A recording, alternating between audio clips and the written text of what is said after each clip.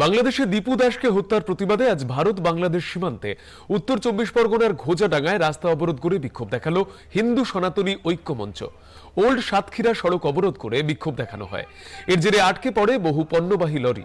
বিক্ষোভকারীদের অভিযোগ, দীপু দাসকে যেভাবে হত্যা করা হয়েছে তা অমানবিক।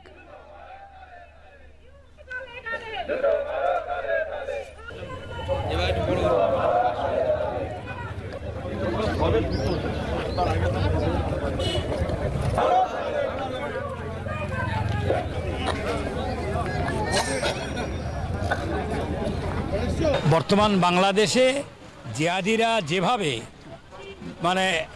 আমাদের সনাতনীদের দীপু দাস তার উপর অত্যাচার করেছে, নৃশংসতম অত্যাচার। একটা মানুষকে সম্পূর্ণ চক্রান্ত করে মেরে আদমারা করে তারপর জীবন্ত জ্বালিয়ে দেওয়া, সেটি যেমন পৈশাচিক, আর তার চাইতে আরও ভয়ঙ্কর জিনিস, যখন তাকে জীবন্ত জ্বালিয়ে পুড়িয়ে মারা হচ্ছে তখন হাজার হাজার জেহাদি জঙ্গি যে জান্তব উল্লাসে তারা চিৎকার করছে, ভিডিও করছে এবং যে সমস্ত স্লোগান দিচ্ছে, সেটাই প্রমাণ করে দেয় যে মানবিকতার কতখানি অবমূল্যায়ন হলে একদল মানুষ এইরকম পৈশাচিক উল্লাসে চিৎকার করতে পারে। তাই এর বিরুদ্ধে প্রতিবাদ জানানোর জন্যই আজকে আমরা এখানে সমবেত হয়েছি। বাংলাদেশ আমাদের প্রতিবেশী দেশ, জন্মলগ্ন থেকে বাংলাদেশকে আমরা প্রতিপালিত করছি, কিন্তু বর্তমানে বাংলাদেশের যে রাজ ক্ষমতা সেটা চলে গেছে জেহাদি সন্ত্রাসী ও ইসলামিক জঙ্গিদের হাতে।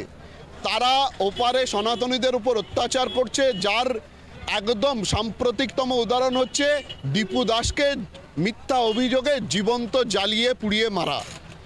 আর তার প্রতিবাদে এবং বাংলাদেশ হাই কমিশনারের যে আমাদের ভারতবর্ষের যে হাই কমিশনারের দপ্তর আছে বাংলাদেশে, সেখানে এই জেহাদি জঙ্গিরা আক্রমণ চালিয়েছে, তাদের ভাঙচুর করেছে। এর প্রতিবাদে এবং এইগুলোর প্রতিবাদ করতে গিয়ে আমরা যখন পশ্চিমবঙ্গের রাস্তায় নামছি, তখন পশ্চিমবঙ্গের এই জেহাদ বান্ধবী তৃণমূলের সম্রাজ্ঞী মমতা ব্যানার্জির নেতৃত্বাধীন যে সরকার এই পশ্চিমবঙ্গে চলছে, তার পুলিশ নৃশংসভাবে আমাদের ওপর লাঠিচার্জ করেছে।